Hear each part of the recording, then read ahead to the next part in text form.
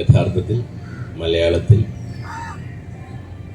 അമ്പിളിച്ചേട്ടനെ ശരിക്ക് അളന്നിട്ടുണ്ടോ, അല്ലെങ്കിൽ അമ്പിളിച്ചേട്ടന് കിട്ടേണ്ട അവസരങ്ങൾ കിട്ടിയിട്ടുണ്ടോ, അംഗീകാരങ്ങൾ കിട്ടിയിട്ടുണ്ടോ എന്ന് ചോദിച്ചാൽ ഒരിക്കലും ഇല്ല.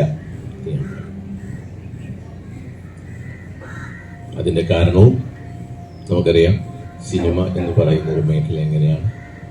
സിനിമ ഒത്തിരി ഗ്ലാമറും ഒത്തിരി പ്രശസ്തിയും ഒക്കെ കിട്ടുന്ന മേഖല പോലെ തന്നെ അതിനൊരു മറുവശവുമുണ്ട്.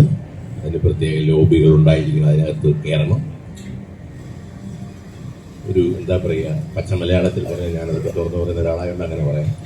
നമ്മുടെ നാട്ടിലൊരു പഴഞ്ചൊല്ലുണ്ട്, അന്നന്ന് കണ്ടവനെ അപ്പ എന്ന് വിളിക്കുന്ന ഒരു നെറികെട്ട ഫീൽഡാണ് ഈ ഗ്ലാമറിനൊപ്പം തന്നെ മലയാള സിനിമയുടെ ഒരു മറുവശവും. അങ്ങനെ അതുകൊണ്ട് തന്നെ ആയിരിക്കാം അമ്പിളിച്ചേട്ടനും ഭരതേട്ടനും ഒക്കെ ഒരുമിച്ചാണ് ഈ പറയുന്ന ഫൈൻ ആർട്സ് സ്കൂളിൽ പഠിച്ചതും ഇറങ്ങിയതും ഒക്കെ. അഷ്ടപതിയോ വീണപൂവോ മൗനരാഗമോ സ്വന്തം ശാരികയോ ഒക്കെ കണ്ടിട്ടുള്ള ഇപ്പോഴത്തെ ചെറുപ്പക്കാർക്ക് അറിയില്ല. 83-ലാണ് അമ്പിളിച്ചേട്ടൻ്റെ പടം. ഈ ചിത്രങ്ങളൊക്കെ കണ്ടിട്ടുള്ള ആരും ആ കാലഘട്ടത്തിലെ ഒരു നമ്പർ 1 ഫിലിം മേക്കർ ആണ് അമ്പിളി എന്ന് പറയാതിരിക്കാൻ പറ്റില്ല. എന്നിട്ടും എന്തുകൊണ്ട് അമ്പിളിച്ചേട്ടൻ ഭരതേട്ടനെ പോലെയൊക്കെ ആ രീതിയിലായില്ല എന്നതിന് മറുപടിയാണ് ഞാൻ പറഞ്ഞത്. സിനിമ എന്ന് പറയുന്ന നമ്മുടെ മേഖല അതൊരു പ്രത്യേക ഗ്രൂപ്പിന്റെയും ഒരു ലോബിയുടെയൊക്കെ കയ്യിലാണ്. അത് ആ ലോബിയിലുണ്ടെങ്കിൽ മാത്രമേ നമുക്ക് വേണ്ട രീതിയിൽ നമ്മളെ എക്സ്പോസ് ചെയ്യാനായിട്ട് ഉള്ള സൗകര്യം കിട്ടത്തുള്ളൂ എന്ന് പറയുന്ന ഒരു സത്യമാണ്. പലരും അത് സമ്മതിക്കില്ല. ഞാനത് ഉടച്ച് പറയുന്ന ആളാണ്. അത് തന്നെയാണ് സത്യം. കാരണം എത്തിക്സിന്റെ ഒരു സത്യസന്ധമായ വഴികളൊന്നും ഇല്ലാത്ത അവനോൻ പിടി എന്ന് പറയുന്ന ഒരു ലൈനിലാണ് സിനിമയുടെ ഒരു പോക്ക്. അവിടെ അന്നന്ന് ജയിക്കുന്നവരാണ്, വിജയം മാത്രമാണ് സിനിമയുടെ ഒരു അവസ്ഥ. ആ ലെവലിലുള്ള അമ്പിളിച്ചേട്ടൻ എനിക്ക് തോന്നുന്നു ഇപ്പോ ഇത്രയും ഏജ് ആയതിനപ്പുറം ഈ ഒരു മേഖലയിൽ ചിത്രരചന കണ്ടെത്തിയത് വളരെ സന്തോഷകരമായ കാര്യമാണ്.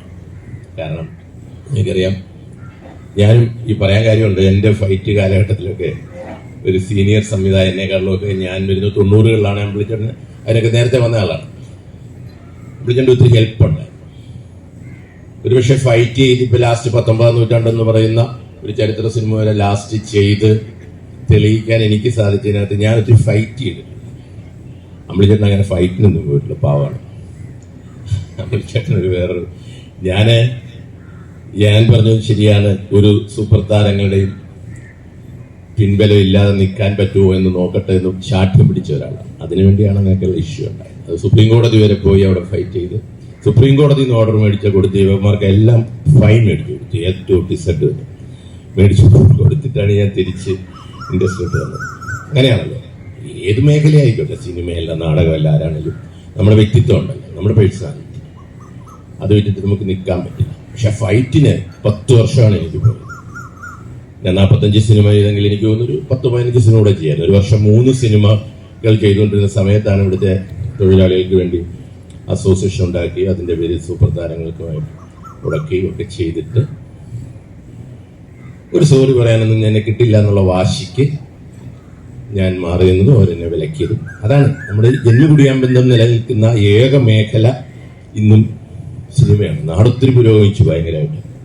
പക്ഷെ അങ്ങനെ ഒരു ബന്ധം നിലനിൽക്കുന്ന ഒരു മേഖലയാണ് സിനിമ.